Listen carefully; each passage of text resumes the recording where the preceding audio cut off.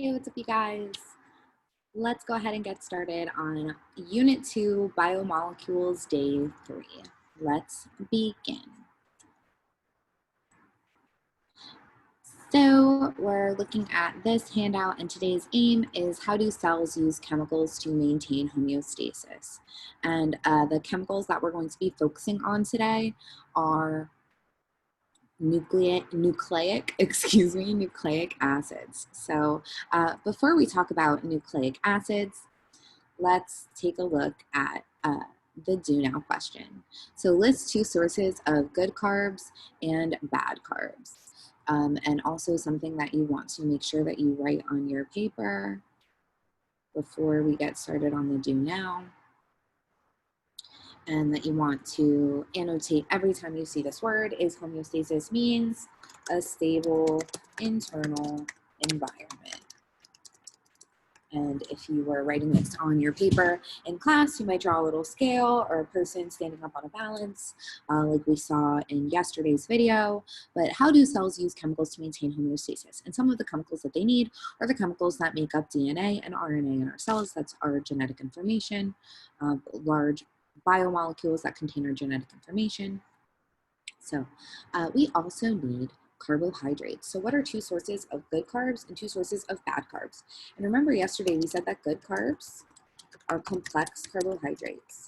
And they're good carbs because they have more chemical bonds. And it's within those chemical bonds where the energy is stored. So good carbs are complex carbohydrates such as oats, whole grain bread, fruits and vegetables. Bad carbs are simple sugars like candy, soda, and white bread.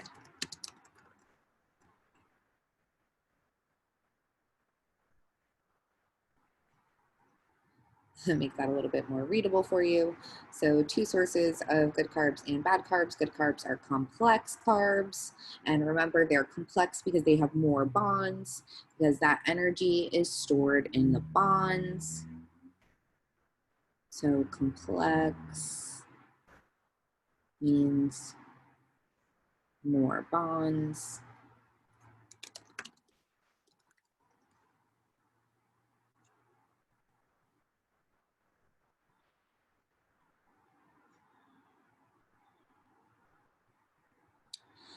And we're talking about things that take our bodies a longer time to digest, right? A longer time to break those bonds so that we have longer, more sustainable energy. And then bad carbs are simple sugars like candy, soda, and white bread. And remember, we talked about the fact that glucose is a small molecule. And it's really easy for us to digest glucose. We can digest it immediately in our saliva, break it down, and get the energy quickly from that bond. And so something that we eat that is a simple carb may have a lot of energy stored in that one bond. It may have a lot of calories, but we're able to get those calories right away. And our bodies can't necessarily process all those calories at once. It's healthier for us to eat something that takes our bodies a longer time to break down and digest, and then we're able to get those calories over a longer period of time, kind of like a sustained release of the calories so that you have a longer lasting energy. All right, so let's go ahead now and look at part A, our notes.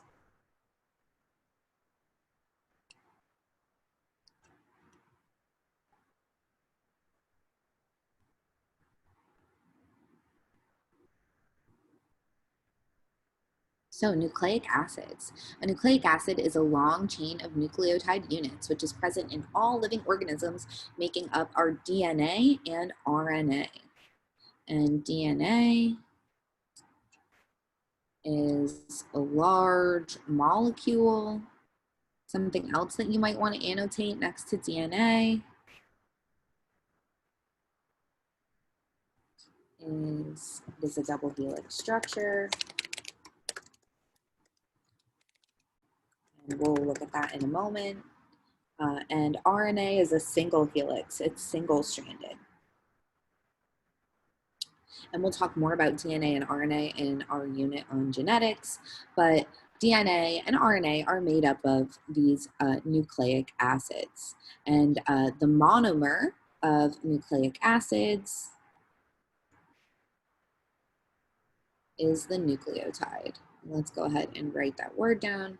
We want to make sure that we remember the monomers of all of our biomolecules.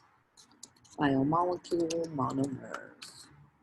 All right, a nucleotide is a molecule made up of three parts: a sugar, a base, which is those nucleotides, and a phosphate group. And we're about to take a look at that structure. So this is what we're talking about here. A nucleotide is made up of a base, that's a nucleotide, a phosphate group, and a sugar. And in this case, the sugar is ribose. And so DNA stands for deoxyribonucleic acid.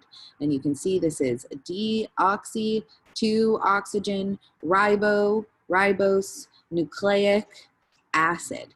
And that is what makes up one single unit of a strand of DNA. And we want to recognize that structure. And you can see here the DNA has this double helix structure, the 2 strands. It has the deoxyribose nucleic acid. So this is, in this case, G, which we're about to talk about those bases. And you can see here the phosphate group, and that is usually represented by a rounded shape. And this is single-stranded RNA, which is also made up of nucleic acids. So a nucleotide is a molecule made up of 3 parts: a sugar, a base, and a phosphate group. 3 nucleotides code for a specific amino acid. So when we're talking about how our cells synthesize proteins, the way that they get the instructions for which proteins to synthesize is from the DNA. So within the cell, thinking about the cell organelles working together, the nucleus is sending instructions to the ribosomes about which proteins to synthesize. And the way the ribosomes are synthesizing those proteins is by getting amino acids from the foods that we eat. And the way you would figure out which amino acids are being synthesized by different gene groups, by different codons, is by looking at a chart like this. And we're going to be looking at charts like this soon, and you may see something like this on the Regents, but don't worry, it looks a lot more complicated than it is, but this is called the universal codon chart. So some nucleotides, specifically ATP, are used for energy. So adenosine triphosphate is a nucleotide that is produced by the mitochondria through the process of cellular respiration, but we don't usually think about it as a nucleotide because it's not part of the structure of DNA or RNA, but it is the energy used in a cell and by our bodies. This is an example of the different groups here. So we have adenine, guanine, cytosine, and thymine, and these different nucleotides pair up with one another to make the double-stranded DNA and the single-stranded RNA. And the way they pair up is like this. So ATGC, which is how I remember it. I have a t-shirt with this on it that you might get to see if you're lucky, but ATGC is how these different nucleic acids pair up to make the double-stranded DNA, the double helix structure. So where does the body get the amino acids it needs to build proteins from DNA? So I already said this, but you may have already wondered this yourself, and we've talked about it a little bit already. We get these proteins. Our body gets these amino acids from digesting protein that we consume, eat. All right, so this is why it's important that you eat enough protein, and that if you eat an all-vegetarian diet, some people are very concerned about making sure that they get all the essential amino acids, because these essential amino acids are involved in the productions of proteins, which, as we discussed, proteins are very critical to our bodies. Proteins make up enzymes, which catalyze chemical reactions in our bodies.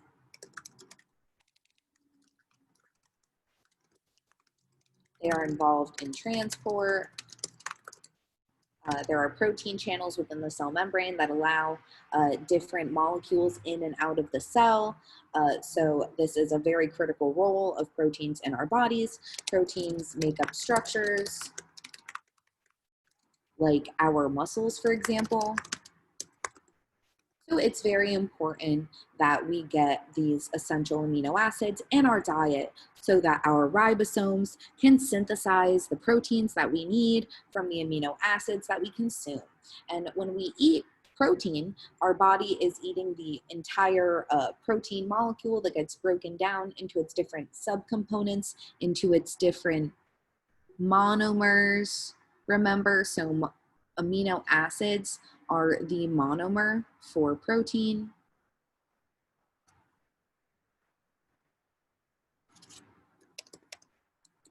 So when we consume it, it's the whole biomolecule, the whole organic compound, the whole macromolecule. And then when we digest it, we break it down into its essential components, into its monomers, which are these amino acids, which our body then reconstitutes or synthesizes, puts together into different combinations to build the proteins that we need to carry on our essential life functions.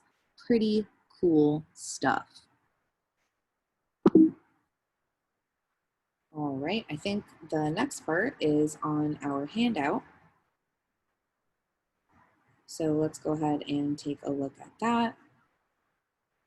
So this is where we're talking about these building blocks or monomers, and you are going to have a quiz on this exact topic this week. So please make sure that you can remember the different organic compounds or biomolecules or macromolecules. All these words are interchangeable, they mean the same thing. So we have our four macromolecules: carbohydrates, lipids, proteins, and nucleic acids. And remember the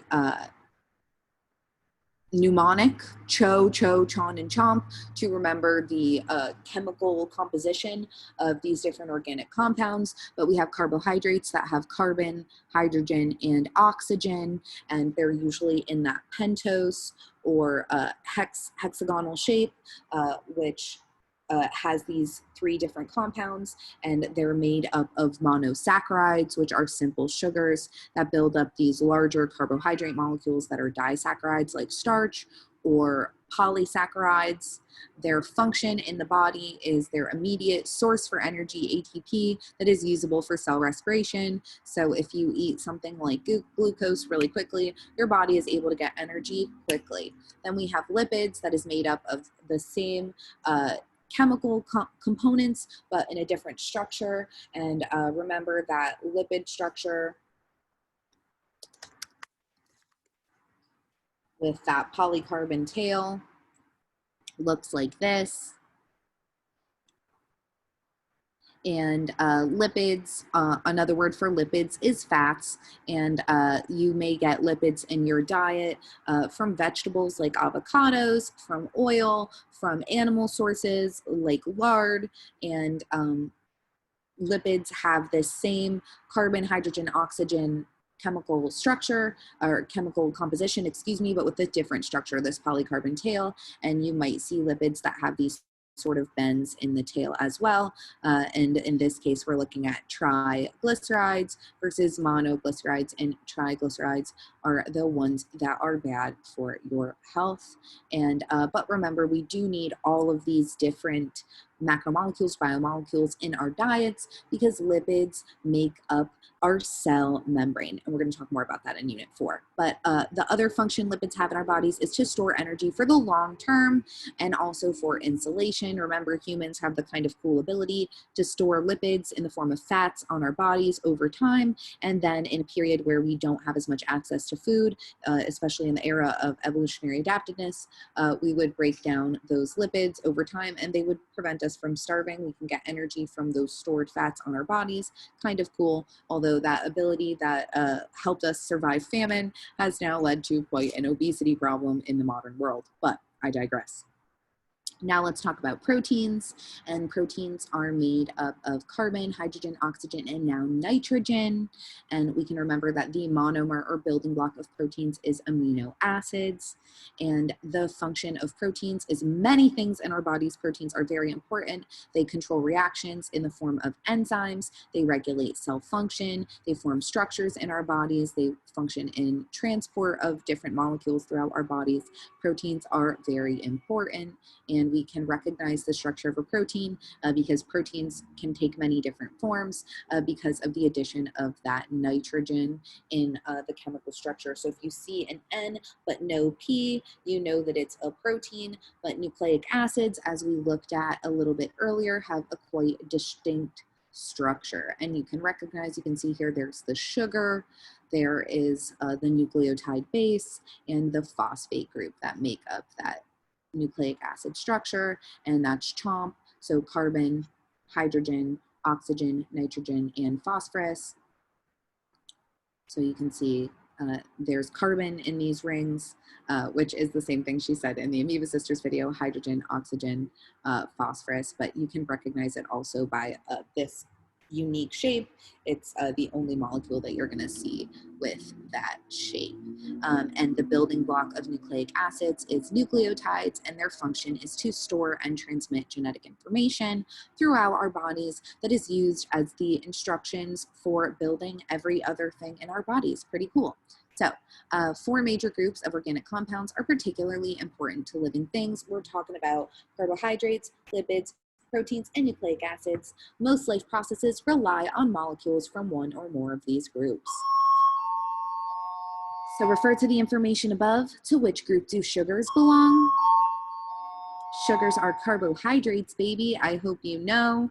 And refer to the information above. To which group do RNA molecules belong? RNA molecules store genetic information, and they are nucleic acids. All right, that's it for this handout. So don't forget to complete your exit ticket at this link here, and go ahead and also like and subscribe to my channel.